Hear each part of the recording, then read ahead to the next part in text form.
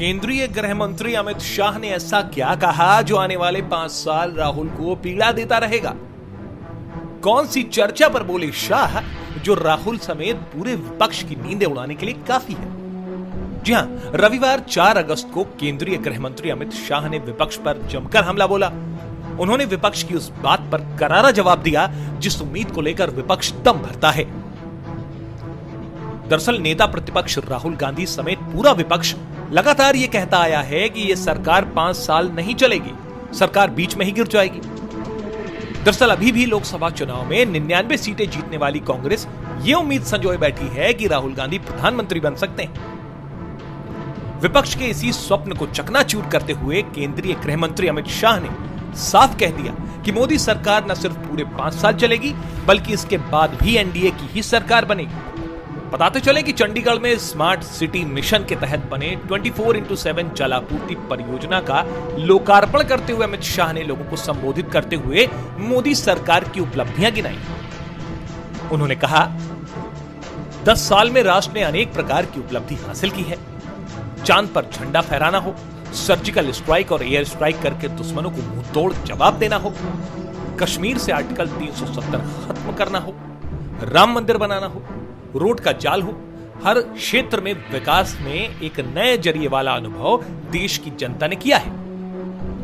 2029 में भी एनडीए की ही सत्ता आएगी, ये बात अमित शाह जी ने कही।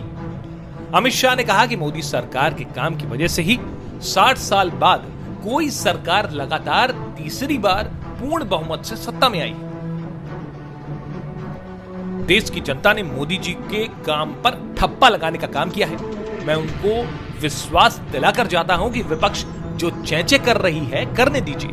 2029 में भी एनडीए की ही सत्ता बनेगी, मोदी जी ही आएंगे, ये बात उन्होंने कही। उन्होंने कहा कि उनको लगता है, यानी कांग्रेस को लगता है कि कुछ सफलता मिलने से हम चुनाव जीत गए। उनको यह मालूम नहीं है कि 3 चुनाव में कांग्रेस को जितनी सीटें मिली उससे ज्यादा सीटें बीजेपी ने इस चुनाव में ही जीती हैं। उनके पूरे गठबंधन को मिलाकर जितनी कुल सीटें हैं उससे ज्यादा एनडीए के अकेले एक दल यानी बीजेपी के पास सीटें हैं। उन्होंने कांग्रेस पर जमकर हमला बोल दिया।